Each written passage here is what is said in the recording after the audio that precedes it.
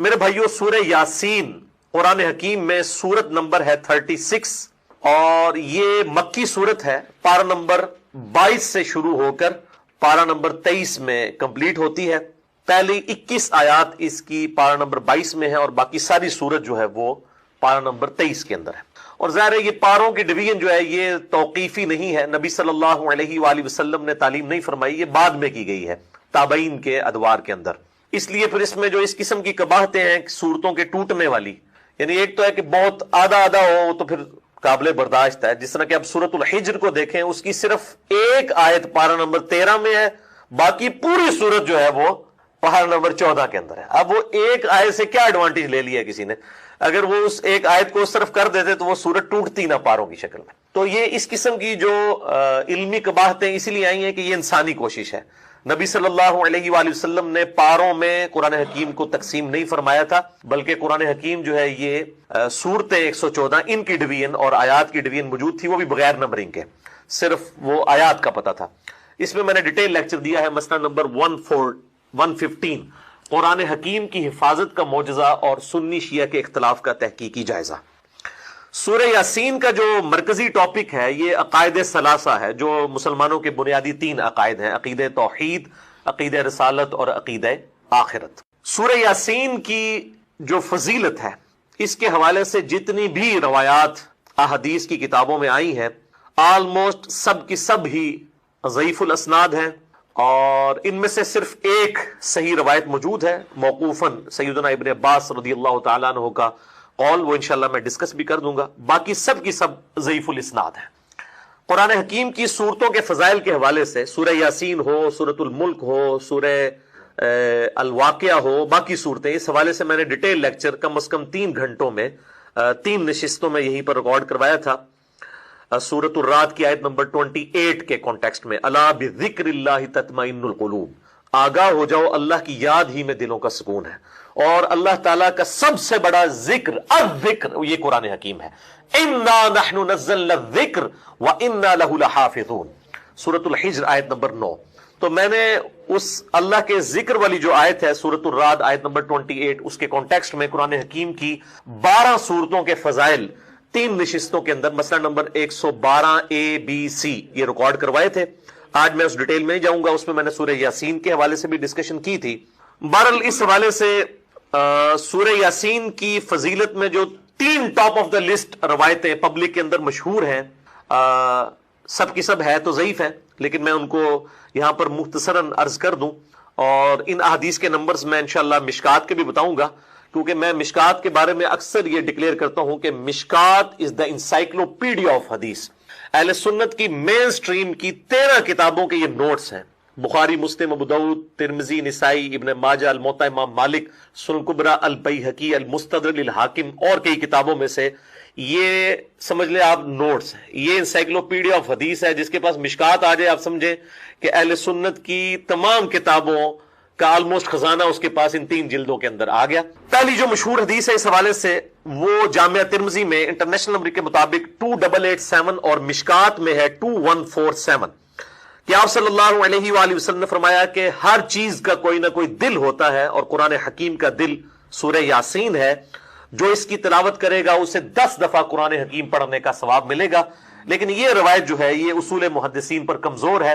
اس میں ایک راوی ہے ہارون ابو محمد، وہ مجہول الحال ان نون راوی ہیں جن کا کوئی پتہ نہیں ہے، اور لاپتہ راویوں سے جو روایتیں ہیں وہ محدثین کے ہاں قابل قبول نہیں ہوتی. دوسری روایت ہے کہ آپ صلی اللہ علیہ وآلہ وسلم کی طرف منسوب ہے کہ جو اللہ کی رضا کے لیے سورہ یاسین پڑھے اس کے سابقہ سارے گناہ معاف کر دیے جاتے ہیں، لہٰذا اپنے قریب المرگ جو لوگ ہیں، نزع کے عالم میں ہیں، ان کے پاس اس کو پڑھو. یہ روایت شعب الایمان امام بیہقی کی کتاب میں 2458 نمبر ہے اور مشکات میں 2178. لیکن یہ روایت بھی جو ہے اصول محدثین پر ضعیف ہے، کیونکہ اس میں ایک راوی کا نام ہی کوئی نہیں ہے، رجل ان کے ساتھ ہی سند کے اندر آتا ہے بالکل.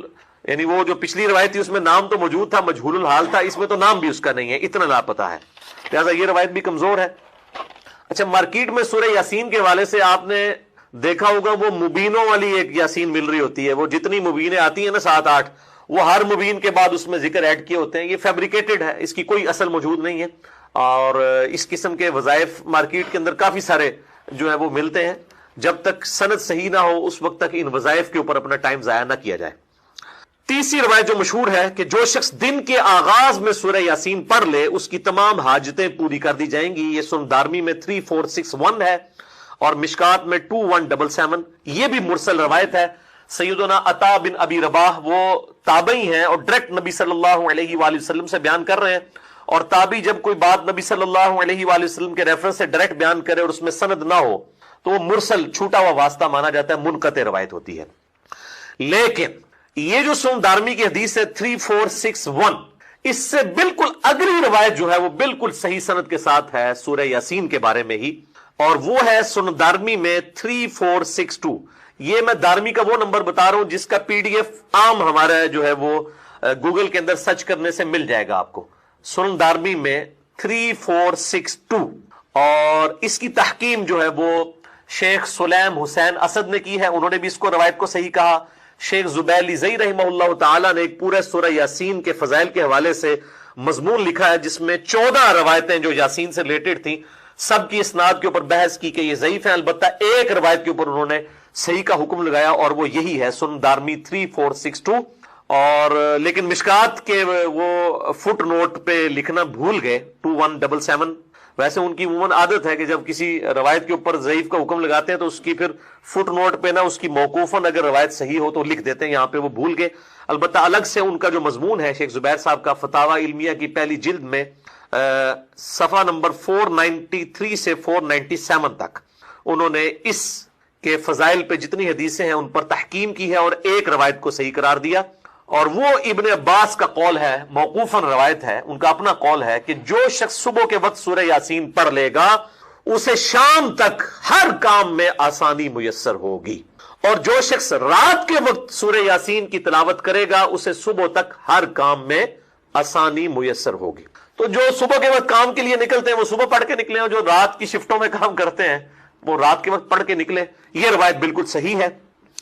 اور یہ محدثین کا پیٹ رول ہے کہ جب کوئی غیبی خبر ہو اور اس میں صحابی نبی صلی اللہ علیہ وآلہ وسلم کو مینشن نہ بھی کرے تب بھی اس کو آپ نبی صلی اللہ علیہ وآلہ وسلم کی طرف ہی منسوب مانیں گے موقوفاً ہونے کے باوجود, اس لیے کہ غیبی خبر نبی صلی اللہ علیہ وآلہ وسلم کے علاوہ کسی کے پاس نہیں آتی ہے, کیونکہ جو علم غیب ہے, غیب کی خبر اللہ تعالیٰ اپنے صرف پیغمبروں کو دیتا ہے. لہذا ابن عباس جو اتنا بڑا دعویٰ کر رہے ہیں یہ پھینکنے والا نہیں ہے, یقیناً اس روایت کی اصل موجود ہے, اور یہ روایت صحیح سند کے ساتھ سنن دارمی 3462 الحمدللہ موجود ہے. تو اللہ تعالیٰ جو تقوی کی روش اختیار کرتا ہے اللہ تعالیٰ کوئی نہ کوئی نجات کا راستہ اس کے لیے نکال دیتا ہے, کوئی نہ کوئی مخرج نکال دیتا ہے جہاں سے اس کے لیے معاملات آسان ہو جاتے ہیں. وَيَرْزُقْهُ مِنْ حَيْثُ لَا يَحْتَسِبُ, اور اسے وہاں سے رزق دیتا ہے جہاں سے اسے گمان بھی نہیں. رزق میں صرف دنیاوی جو ہم مال دولت اس کو ایک رزق سمجھتے ہیں, یہ ایک رزق کا بالکل چھوٹا سا ٹوٹا ہے. اس سے بڑا رزق اللہ تعالیٰ ہمیں دے رہا ہے جس کی طرف ہماری توجہ نہیں ہے, اور وہ رزق ہے ہماری صحت. ایک شخص کے پاس کروڑوں روپے ہے لیکن اس کے گردے فیل ہو چکے, تو کس کام کا ہے؟ ایک بندے کے پاس اربوں روپے ہے لیکن اسے معدے کا السر ہے, وہ چاٹ نہیں کھا سکتا, وہ گول گپے نہیں کھا سکتا, وہ بریانی نہیں کھا سکتا, چاہے اس کے جتنے مرضی ہوٹل ہو. تو دنیاوی بال و دولت کا آ جانا صرف یہ رزق میں سے میں نے کہا یہ بالکل چھوٹا سا جز ہے, اس کو انسان یوٹیلائز کرے یہ بہت بڑی بات ہے. دنیاوی صحت جو اللہ نے انسان کو زندگی میں دی ہے, لوگ کہتے ہیں اللہ نے مجھے کیا دیا ہے. جو شخص یہ بات کرے نا اسے کو جی 1 کروڑ روپے لے دو, اپنی ایک آنکھ نکال کے مجھے دے دو, کوئی دے گا؟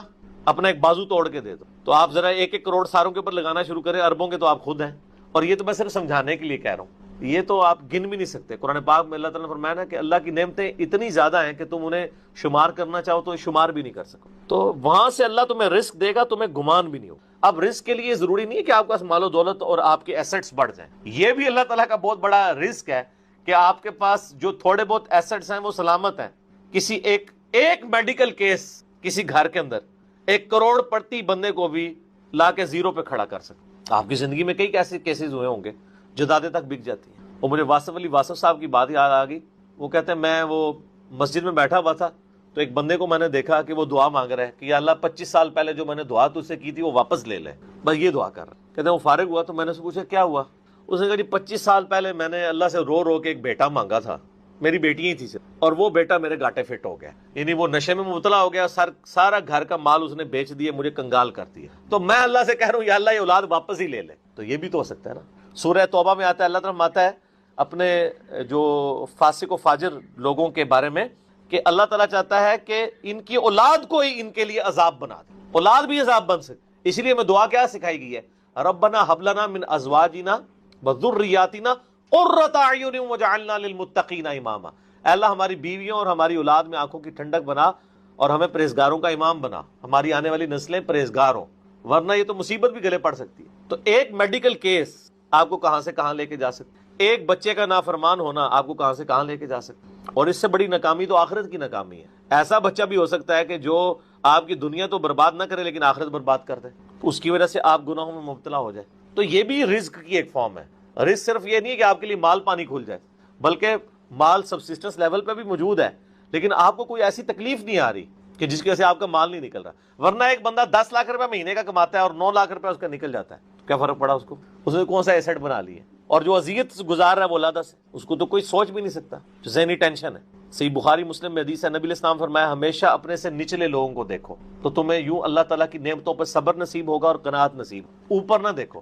اور پھر بخاری مسلم میں یہ حدیث ہے کہ ابن آدم کے پاس اگر سونے کی 2 وادیاں ہوں تو وہ خواہش کرے گا تیسری وادی بھی مجھے مل جائے، اس کا پیٹ صرف قبر کی مٹی بھرے، والعیاذ باللہ تعالی۔ بخاری مسلم دونوں میں حدیث ہے کہ انسان کہتا ہے میرا مال میرا مال میرا مال، نبی علیہ السلام فرمایا تیرا مال تو وہ ہے جو تو نے کھا پی لیا یا پہن کر بوسیدہ کر دیا یا اللہ کی راہ میں خرچ کر کے آخرت کے لیے محفوظ کر لیا، باقی جتنا مال ہے وہ تو تیرے ورثہ کا مال ہے، تو کہتا ہے میرا مال ہے۔ پھر بخاری مسلم دونوں میں حدیث ہے کہ نبی علیہ السلام نے فرمایا کہ انسان کے 3 دوست ہیں، ایک دوست ہی اس کی قبر تک ساتھ جاتا ہے، وہ اس کے اعمال ہیں، باقی جو 2 دوست ہیں وہ باہر ہی رہ جاتے ہیں، اس کے رشتہ دار اور مال۔ اب مال ساتھ جاتا ہے، مال بھی آپ ساتھ لے کے جا سکتے ہیں، لیکن وہ مال جو آپ نے پہلے اپنی زندگی میں اپنی مرضی سے انکم بشیء من الخوف والجوع ونقص من الاموال والانفس والثمرات، ہم ضرور آزمائیں گے دنیا کی زندگی میں تمہیں خوف کے ذریعے، بھوک کے ذریعے، جان اور مال میں نقص کے ذریعے، وبشر الصابرین، اور بشارت ہوگی صبر کرنے۔ تو یہ ساری تکلیفیں ان کو آپ مکافات عمل کہہ کے نہیں جان چھڑا سکتے، یہ اللہ کی طرف سے آزمائش بھی ہو سکتی ہے کسی کے اوپر۔ اور صبر کرنے والوں کے لیے بشارت ہے، اور ان کی نشانی کیا ہے؟ الذین اذا اصابتهم مصیبہ، جب کبھی انہیں کوئی مصیبت پہنچتی ہے تو وہ کہتے ہیں قالوا انا للہ وانا الیہ راجعون، بھئی ہم بھی تو اللہ کی طرف سے آئے تھے، ہمیں بھی لوٹ کے اللہ کے پاس جانا ہے، اگر کوئی تکلیف آئی ہے تو یہ بھی چلی جائے گی۔ سب سے بڑی تکلیف کیا ہے؟ موت، وہ بھی تو ہم پہ آنی ہے نا، تو اس سے پہلے اگر چھوٹی تکلیف آئی ہے تو اللہ کی طرف۔ اس کانٹیکسٹ میں ایک حدیث ہے صحیح مسلم میں بڑی زبردست، ام سلمہ کہتی ہیں کہ جب ابو سلمہ میرے خامن فوت ہوئے، مجھے ان کی فوتگی کی خبر ملی تو میں نے حضور سے ایک دعا سن کے یاد کر کے جو کوئی وہ دعا مانگ لے گا اللہ تعالیٰ اس سے بہتر اسے نعم البدل دے، اور وہ دعا آدھا پورشن تو یہی ہے، سورۃ البقرہ کی آیت نمبر 156، انا للہ وانا الیہ راجعون۔ اس کے بعد ہے اللہم اجرنی، یہ جھٹکے سے ملے گا، اللہم اجرنی، حمزہ آگے، اللہم اجرنی فی مصیبتی واخلف لی خیرا منہا، اے اللہ مجھے اس مصیبت میں اجر عطا فرما اور میرے لیے اس سے بہتر نعم البدل کر۔ تو کہتی ہیں کہ نبی علیہ السلام نے فرمایا تھا جو یہ دعا مانگ لے گا نا تو اللہ تعالیٰ اس کی کمپنسیشن فرما دے گا، اسے بہتر نعم البدل دے گا۔ کہتے ہیں میں نے دعا تو کی، پھر میں یہ سوچتی تھی کہ میرے خامن جیسا تو کسی کا خامن، ابو سلمہ جیسا خامن مجھے کیسے مل سکتا؟ تو جب عدت پوری ہوئی تو نبی علیہ السلام نے پیغام کا نکاح کا پیغام بھیجا، ام المومنین بن گئی، اور یہ ہماری وہ ماں ہے جو سب سے آخر میں فوت ہوئی ہے 64 ہجری میں، واقعہ کربلا کے بھی 3 سال بعد۔ تو اس دعا کی یہ دعا یاد رکھیں، چھوٹی موٹی بھی کوئی بھی تکلیف کوئی بچوں کو پہنچتی ہے، گھر میں کسی کو زخم لگتا ہے، ٹھوکر لگ جاتی ہے، کوئی مالی نقصان ہو جاتا ہے، فوراً یہ دعا، اور میں نے الحمدللہ 20 دفعہ یہ دعا آزمائی ہے۔ وقتی طور پہ تو فیل ہو رہا ہوتا ہے کہ یار کوئی مسئلہ خراب ہو گیا، لیکن اس کے بعد اسی شر کے اندر خیر چھپی وہ مل جاتی ہے۔ اس آپ دعا کو یاد رکھیں، اور صبح شام جو چھوٹی موٹی کوئی خبریں بھی آپ کو ملتی رہتی ہیں اس کے اوپر آپ یہ دعا پڑھتے رہیں، یہ آپ کے لیے ایک بہت بڑا وظیفہ انشاءاللہ تعالی۔ نیک لوگوں کو جو تکلیفیں آتی ہیں نا دنیا میں، وہ ان کے درجات کو بلند کرنے، اور یہ اللہ تعالیٰ نے بڑی سختی کے ساتھ سورۃ العنکبوت کے اندر نا صحابہ کرام کو ایڈریس کر کے نا یہ فلسفہ کلیئر کیا ہے آیت نمبر 2 اور 3. احسب الناس ان یترکوا ان یقولوا آمنا وهم لا یفتنون. کیا لوگ اس گمان میں ہیں کہ انہیں صرف اس بات پہ چھوڑ دیا جائے گا کہ وہ ایمان لے آئے اور ہم ان کی آزمائش نہیں کریں گے؟ وَلَقَدْ فَتَنَّ الَّذِينَ مِن قَبْلِهِمْ. بے شک ہم نے ضرور آزمایا تھا ان سے پہلے لوگوں کو. فَلَيَعْلَمَنَّ اللَّهُ الَّذِينَ صَدَقُوا وَلَيَعْلَمَنَّ الْكَاذِبِينَ. تو اللہ تعالیٰ ضرور جانچ کر رہے گا کہ کون سچے ہیں اپنے دعوے کے اندر. کس دعوے میں؟ کہ غلامی رسول میں موت بھی قبول ہے, اور کون صرف نعرہ بازی کر رہے ہیں. اللہ تعالیٰ ان کو ظاہر کر کے جانچ کے. تو یہ اللہ تعالیٰ نے اپنا اصول رکھا ہے, یونیورسل ٹروتھ. اس کانٹیکسٹ میں صحیح بخاری میں ایک حدیث ہے, صحابہ کرام نے جب کافروں کی تکلیفوں کا ذکر کیا نا حضور سے, تو آپ نے فرمایا صبر کرو, اللہ کی قسم تم سے اگلے لوگوں کو زمین میں گاڑا جاتا تھا, سر کی مانگ پہ آرا رکھا جاتا تھا اور کہا جاتا تھا کہ اسلام چھوڑ دو, اور وہی ان کے 2 ٹکڑے کر دیے جاتے تھے, وہ اپنے دین پہ قائم رہتے تھے. لوہے کی کنگیاں ان کے گوشتوں پہ پھیری جاتی تھی حتیٰ کہ ہڈی تک پہنچ جاتی, تب بھی وہ اپنے دین پر ثابت قدم رہے. تو نبی الاسلام نے اپنے صحابہ کو اگلے لوگوں کی یہ تکلیف گنوائی. تو اب وہ جو اتنی تکلیفیں کاٹتے رہے ہیں, وہ کوئی مکافات عمل نہیں ان کے لیے ہوا, آزمائش تو ہوئی ہے نا جی. تو نیک اور برے لوگوں کے اعتبار سے ڈیفرنٹ ہے, یہ ذہن میں رکھیے گا. بخاری اور مسلم کی متفق علیہ حدیث ہے, نبی اسلام فرمایا مسلمان کو کوئی بھی تکلیف پہنچتی ہے, دکھ درد بیماری, کوئی اندیشہ کہتے ہیں ذہنی ٹینشن کو, صرف کہ یہ نہ ہو جائے, حتیٰ کہ اس کے پاؤں میں کانٹا بھی چبھ جائے, تو اللہ تعالیٰ اس کے بدلے میں اس کے گناہوں کو معاف کر دیتا. اور مسلم شریف میں ڈیٹیل ہے کہ جب یہ سورۃ النساء کی آیت نمبر 123 نازل ہوئی نا, کہ چھوٹے سے چھوٹے اعمال کا بدلہ بھی ملے گا, چھوٹی سے چھوٹی نیکی کا بھی, تو صحابہ پریشان ہو گئے. ان کا یا رسول اللہ, ہم تو یہ تو سارے پکڑے جائیں گے, کس طریقے سے کوئی بندہ پرفیکٹ ہو سکے؟ تو حضور نے فرمایا پریشان ہونے کی ضرورت نہیں ہے. مسلمان کو جو دنیا میں تکلیفیں اور بیماریاں آتی ہیں نا, وہ اس کی ان غلطیوں کا کفارہ بن جاتی ہیں. حتیٰ کہ جامع ترمذی میں, ابو داؤد میں ایک حدیث ہے, نبی اسلام نے فرمایا کہ دنیا میں سب سے زیادہ تکلیفیں انبیاء کو آتی ہیں. تو کیا انبیاء پہ مکافات عمل ہو رہا ہوتا ہے؟ نعوذ. اس کے بعد ان پہ آتی ہیں جو ان کے بعد اللہ تعالیٰ کو سب لوگوں سے بڑھ کے محبوب ہو. آپ نے صحابہ کا بھی نام نہیں لیا, فرمایا جو بھی, وہ اس زمانے میں بھی ہو سکتا ہے, آج کے زمانے میں بھی, کیونکہ بعض اصحاب تو ایسے ہیں جنہوں نے کفر کی زندگی میں بھی موج کی اور اسلام کی زندگی میں موج کی, وہ تکلیفوں سے گزرے ہی نہیں ہیں. اچھا, اور پھر فرمایا اس کے بعد وہ لوگ ہیں جو اس کے بعد اللہ کو سب سے بڑھ کر محبوب ہو, حتیٰ کہ انسان پہ تکلیفیں آتی رہتی ہیں اور اس کی موت کا وقت آ جاتا ہے اور اللہ تعالیٰ اسے پاک و صاف کر کے دور اٹھا لیتے ہیں. یہ جو لوگ کہتے ہیں نا یار وہ موت کے وقت فلانے کے ساتھ, یار وہ احمد دیدار صاحب 9 سال تک قومے میں رہے ہیں, اتنی اسلام کی انہوں نے خدمت کی, ہزاروں عیسائیوں کو مسلمان کیا, لاکھوں مسلمانوں کے ایمان کی حفاظت کا سبب اللہ نے ان کو بنایا, لیکن وہ 9 سال تک قومے کی حالت, 1996 سے لے کے 2005 تک. تو کوئی کچھ کہتا تھا جی یہ وہ عیسائی بھی ان کو کہتے تھے دیکھو جی اس کو بدوا لگ گئی اور یہ وہ ہو گیا, گستاخ ہے یہ. تو یہ تو کوئی طریقہ نہیں. اس طریقے سے جنید جمشید صاحب جب شہید ہوئے تو آپ دیکھ لیں ان کے مخالفین نے ان کے بارے میں کیا بات کی. اور سر صحابہ کرام کو تو رومن امپائر کی بیٹل فیلڈز کے اندر تیل کے کڑاؤں میں روسٹ کیا گیا, تو آپ کیا کہیں گے نعوذ باللہ ان کے ساتھ یہ کچھ ہو گیا. ابو عبیدہ ابن جرح, معاذ ابن جبل لاڈلے ترین صاحب ہیں, طاعون کے مرض میں شہید ہوئے ہیں, اور طاعون میں اتنے بڑے بڑے پھوڑے جسم کے اوپر نکلتے ہیں. آپ تو سمجھتے ہیں کہ صحابہ کرام جو ہے وہ بڑے سکون سے بیٹھتے ہوں گے اور پھر کلمہ پڑھتے ہوں گے ساتھ ہی ایسے روح پرواز کر. حضرت حمزہ ابن عبد المطلب کا مسلح ہوا ہے, سید الشہداء ہیں. حضرت حسین علیہ السلام کے ساتھ جو کچھ کربلا میں ہوا ہے. تو نیک بندوں اور عام بندوں کے اعتبار سے اس کا حکم ڈیفرنٹ ہے. نیک بندوں کے درجات بلند ہوتے ہیں. حسین ابن علی سے اتنی بڑی قربانی نے اللہ نے لی کہ قیامت والے دن ان کو جنتی نوجوانوں کا جو سردار ہونا ہے اس کو جسٹیفائی کیا جائے کہ آؤ جی حسین جیسی ہے کسی قربانی, بنا دے رہے ہیں سردار, آ جاؤ لے کے آؤ.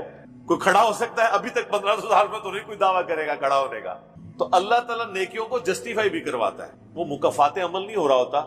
نیک لوگوں کے لیے ڈیفرنٹ ہے, ان کے درجات بلند ہوتے ہیں, اور باقی عام لوگوں کے لیے یہ ہے کہ ان کے لیے بھی آپ نہیں کہیں گے کہ ان پہ عذاب ہے, یا اللہ کی طرف پلٹنے کا ذریعہ ہے, یا ان کے گناہوں کا کفارہ ہے.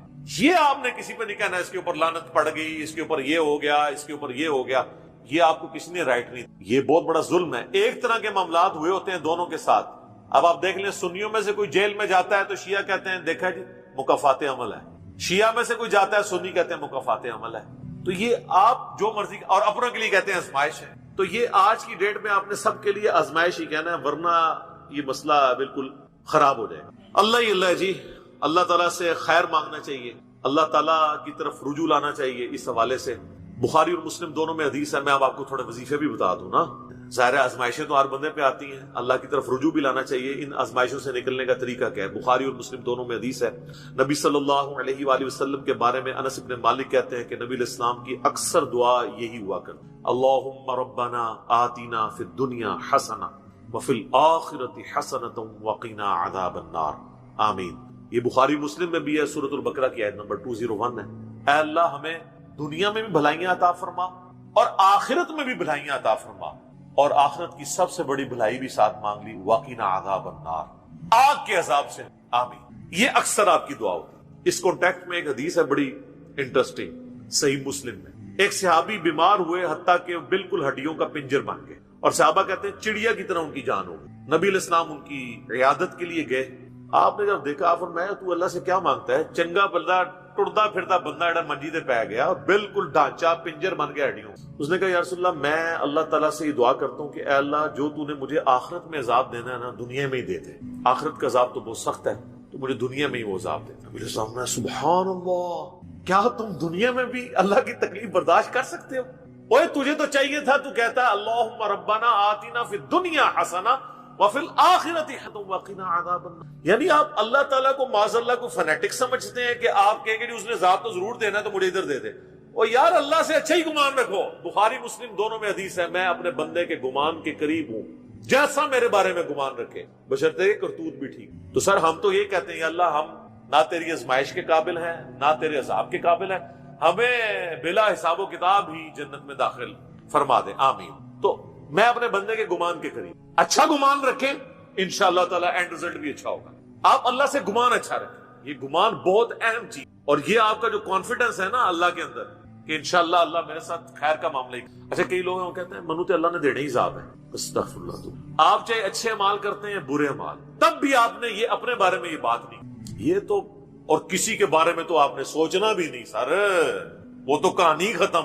وہ تو صحیح مسلم میں حدیث ہے نا, ایک شخص نے قسم اٹھا کے کہہ دیا تھا کہ اللہ تعالیٰ اس کو کبھی معاف نہیں کرے گا, وہ بڑا گنہگار شخص. اللہ کی بارگاہ میں پہنچے, اللہ نے فرمایا تو نے میرے بھی آپ پہ کیسے قسم کھا دی, جا میں نے اس کو معاف کیا, تجھے دوزخ میں پھینک. لا یسأل عما یفعل وهم یسألون, سورۃ الانبیاء کی آیت ہے. اللہ کو کوئی نہیں پوچھ سکتا اس نے یہ کیوں کیا, وہ سب کو پوچھ سکتا ہے کہ انہوں نے یہ کیوں. یہ اللہ تعالیٰ کے بارے میں ناشکری پھیلانا سورہ الزمر میں ہے, لا تقنطوا من رحمت اللہ, اللہ تعالیٰ کے بارے میں مایوسی عوام کے اندر پھیلانا. لیکن اس کا دوسرا پہلو بھی غلط ہے کہ آپ رحمت کی آیتیں پڑھ کے تو لوگوں کے کام چوک کے رکھو, وہ بھی دوسری ایکسٹریم, وہ بھی نہیں ہونی چاہیے. رحمت سے دھوکہ بھی نہیں کھانا, ہاں اعمال پورے کرنے ہیں اور پھر اللہ سے امید. جو سیدنا ابوبکر نے حضرت عمر کو وصیت کرتے ہوئے کیا کہا تھا, کیا عمر جب تو جنتیوں کی طرف دیکھے نا تو دعا کرنا کہ میں بھی ان میں شامل ہو جاؤں, اور جب بھی تو جہنمیوں کا ذکر لائے تو اللہ تعالیٰ سے پناہ مانگنا کہ کہیں میں ان میں شامل نہ ہوں. انہوں نے آگے سے کہا کہ میں عشرہ مبشر ہوں. ٹھیک ہے, یہ معاملہ بہت سینسٹیو ہے. جن کو اللہ کا تعارف ہے نا تو وہ ان کی زندگی بڑے ڈر ڈر کے گزرتی. تو یہ حدیث میں نے اس لیے بتا دی.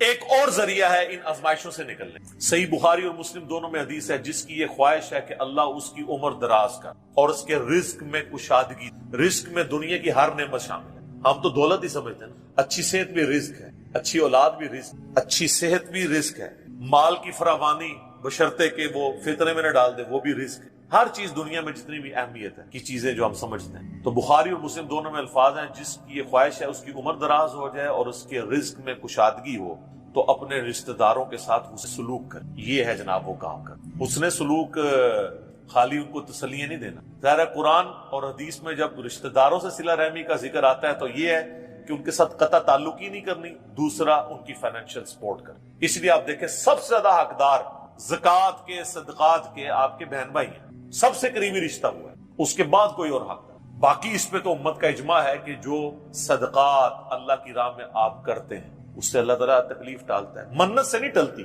بخاری مسلم میں حدیث ہے کہ منت سے کنجوس کا مال ہی نکلتا ہے, تکلیف نہیں ٹلتی. لاجیکل ہے. منت تو یہ کہ یا اللہ پہلے کر تو میں کراں گا, اور صدقے میں کیا ہے, یا اللہ میں نے تیری طرف سے تیری راہ میں یہ صدقہ کیا اور میں اس نیک عمل کا وسیلہ تجھے پیش کرتا ہوں, میرا مسئلہ حل کر دے. جو بخاری مسلم میں حدیث ہے, 3 لوگ غار میں پھنس گئے تھے, انہوں نے اپنے پرانے اعمال کا واسطہ پیش کیا تھا. یہ نہیں تھا کہ یا اللہ ایک بار کاٹ دیتے سیا کرا کے, پھر کون سی نکلنا. انہوں نے اپنے پرانے کیے ہوئے اعمال کا وسیلہ اللہ کے حضور پیش کیا, جو قرآن میں بھی ہے وَاسْتَعِينُوا بِالصَّبْرِ وَالصَّلَاةِ. صبر اور نماز کے ذریعے اللہ کی مدد چاہو، جس سے وہ کہتے ہیں جی اس سے غیر اللہ کی مدد ثابت ہوتی ہے، تو کوئی کہتا ہے المدد یا صبر، المدد یا نماز، وہ اس کا مطلب ہے صبر اور نماز سے اللہ کی مدد، کیونکہ آگے آتا ہے ان اللہ مع الصابرین، بے شک اللہ تعالیٰ صبر کرنے والوں کے ساتھ۔ تو نیک اعمال کا وسیلہ آپ اللہ کے حضور پیش کریں۔ تو صدقہ اور خیرات کرنا یہ اللہ تعالیٰ کی طرف سے آئی ہوئی تکالیف کو، بلاؤں کو ٹال دیتا۔ تو یہ میں نے آپ کو ایک دعائیں، اذکار اور پھر اعمال بھی بتا دیے۔ آخر میں دو دعائیں میں وہ جو بیان کی تھی ان کو ریپیٹ کر دیتا ہوں۔ ایک پریونٹیو دعا ہے، یہ دو علاج ہوتے ہیں نا، پریونٹیو اور کیوریٹیو۔ پریونٹیو علاج یہ ہوتا ہے کہ بیماری ہونے سے پہلے علاج کیا جائے، جیسے ویکسین ہے، آج کل وہ کہہ رہے ہیں کورونا کی ویکسین بن گئی ہے کہ وہ لگوا لیں تو تکلیف ہوئی نا۔ ایک ہوتا ہے کیوریٹیو علاج، کہ بیماری ہو گئی ہے تو اب علاج کیسے۔ تو پریونٹیو علاج جو دعائیں ہیں نا وہ ہے اللہم ربنا آتنا فی الدنیا حسنہ وفی الآخرۃ حسنۃ وقنا عذاب النار۔ ہر نماز کے تشہد میں اسے مانگے، بلکہ سجدے میں مانگے۔ صحیح مسلم میں حدیث ہے کہ سجدے میں تم اپنے رب کے سب سے زیادہ قریب ہوتے ہو، خوب دعائیں مانگا کرو۔ سجدے میں بھی آپ یہ دعا مانگے، تشہد میں تو مانگے ہی مانگے۔ وہ بخاری مسلم میں حدیث ہے درود شریف کے بعد جو چاہو اپنے رب سے مانگو، وہ تو قبولیت کی ایک جگہ ہے۔ اس کے علاوہ یہ ہوگی پریونٹیو علاج بیماریوں سے، پریشانیوں سے۔ جتنے سنت اذکار ہیں، بسم اللہ الذی لا یضر یا اعوذ بکلمات اللہ التامات من شر ما خلق، یہ ساری کی ساری چیزیں اللہ تعالیٰ کی طرف سے سنت اذکار ہیں۔ لیکن یہ یاد رکھیے گا یہ ناگہانی آفات کے لیے ہیں، یہ نہیں ہے کہ بسم اللہ پڑھ کے ساکٹ میں انگلی دے دے، یا بسم اللہ الذی لا یضر پڑھ کے تو کوبرے سے کھیلنا شروع کر دے، نہیں، وہ پھر آپ اپنے اوپر تقدیر خود غالب کروا رہے ہیں، پھر یہ اذکار نہیں اثر کریں گے۔ یہ ناگہانی آفات کے لیے، جب کوئی شخص اپنے اوپر خود تقدیر غالب کر لیتا ہے نا، پھر وظائف ہو جاتے ہیں سائڈ کے، یہ ذہن میں رکھیے۔ پھر بھی جو تکلیفیں آنی ہے نا وہ تو آنی ہے، اللہ کی طرف سے آزمائش والی، وہ تو ہمیں یہی ایٹیچیوڈ ہے کہ ہم اللہ تعالیٰ کی طرف رجوع لائیں، اور وہی ہے کیوریٹیو علاج، کہ جب کسی آ جائے تو اب کیا کرنا ہے، اس نے کہنا ہے انا